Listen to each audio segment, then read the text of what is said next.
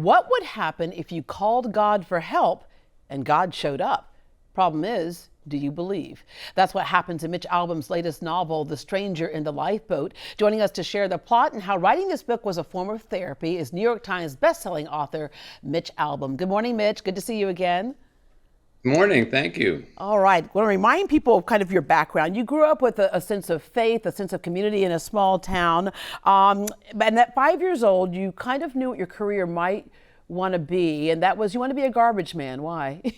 I don't know. I like the trucks, and I wasn't ready for the question they asked me in kindergarten. What do you want to be? So I said a garbage man, and when my mom found out about it, she said, "Well, as long as you're the best garbage man you can be, that's okay." Yeah, absolutely. And in Jersey, it's a good union job. Let me just go ahead and say that. All right. I hadn't thought about that part. Yeah, there you go.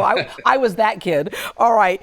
You grew up with a sense of music in your family. You're surrounded by musicians. At one point, you were a songwriter, a pianist, a lyricist. Did you ever think you would do that as a career, or was that just something you did out of passion?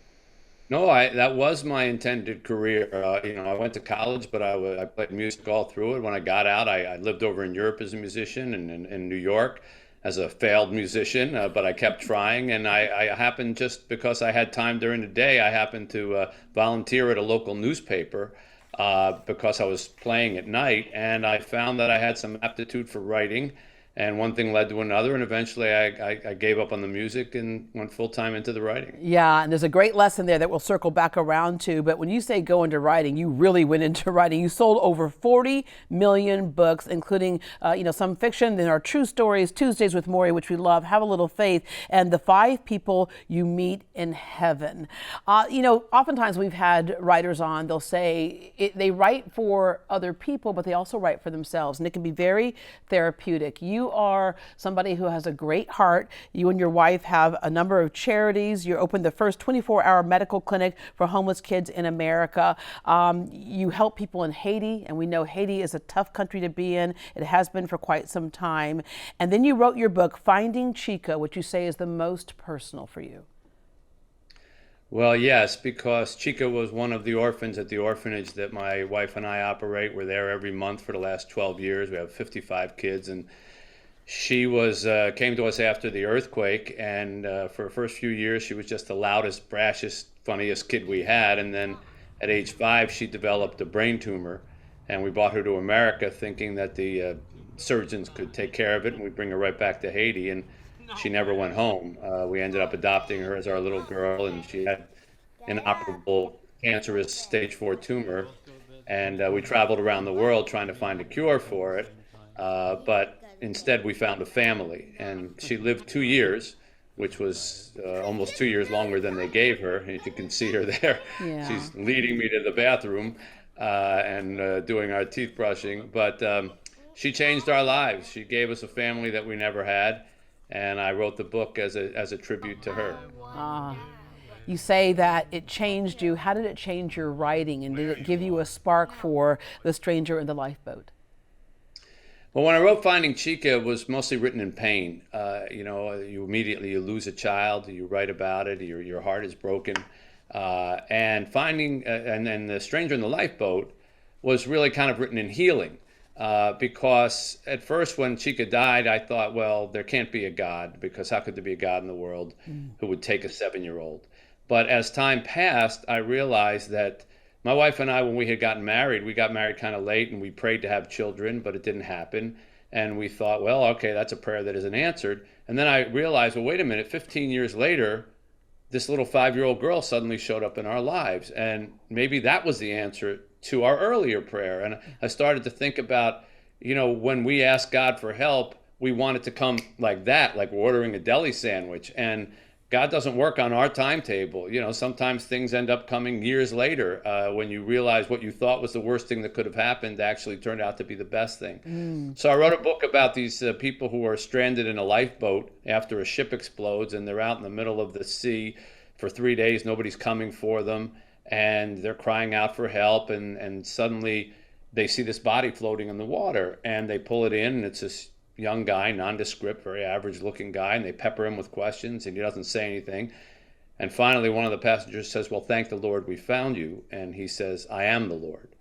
And this begins this sort of parable of what happens when we call out for help and it comes, but maybe not in the form that we recognize. Just as Chica sort of came to us and we thought it was at first was a burden because she's a sick child, and then it turned out to be a blessing, and actually God, rewarding us for the prayer that we had asked for to have a child in our life. Yeah, there's those preconceived notions and even setting goals. People will ask me all the time, do you set goals? How do you set goals? Sometimes when you set a hard goal, you don't recognize the opportunity that came your way. Like for you were the musician, right? And then all of a sudden the writing thing happened. And so sometimes people would hardcore go, no, I'm a musician. I'm not going to write. They would have passed up that career opportunity. So to know what that help looks like and be open to opportunity and those blessings. Exactly. And probably the biggest lesson of that, and certainly as someone who wrote Tuesdays with Maury, I hear all the time, why do people die? How could there be God if a person has to die? Looking at always from the negative. And there's a moment in this book which kind of exemplifies my approach to that, where one of the passengers says to this God character, why did my wife have to die? Why did you take my wife? And the answer he gets is, well, why is it that when people die on earth, their loved ones always say, why did God take them? Maybe a better question would be, why did God give them to us? What did we do to deserve their love or their memories or sweetness? Didn't you have that with your wife? And he says, every day. And the God character says, well, those memories are a gift, but their absence is not a punishment. I'm not cruel. I'm not taking things away because I gave it to you and I took it from you. I know you before you're born. I know you afterwards. This whole thing is just part of a big story. And he finishes by saying, I know you cry when your loved ones leave this earth, but I can assure you they're not crying. And, I wrote that as much for myself as I did for everybody who read it, because that's how I came to sort of reach peace with the losing our little girl, that we're crying, but she's not crying where she is. Yeah. And we weren't given her so that we could suffer from not having her with us anymore. We were given her so that we could cherish the memories that we did have with her when we did have her. And Mitch, I'm going to close with this because you remind me of a situation I went through. My brother was killed by a drunk driver. He was 21 years old. And people did come to me and say, well, God was just calling him home. And I came to the conclusion for me was God didn't do it. The woman who was driving drunk did it. So God didn't do it. God got me through it. Thank you so much for this book. It's a great read. Everything you do is just a great, solid read, and there's something we can walk away with. When I got the book, actually I got it yesterday, and I was in front of somebody downstairs in my building, and they looked over and went, oh, you got Mitch Albom's new book. And we sat there and had a conversation for about an hour and a half down in the lobby based on the premise of this book. So not only do you write a book for those people who are reading it, but beyond, when you get to the end, it sparks conversation that can hopefully spark change in us. Thank you so much. Every writer should always hope to be spoken about in the lobby. That's our goal. That's it. Lobby, bathrooms, cars, wherever. Anywhere. All right. Anywhere. Thank you, Mitch. My pleasure.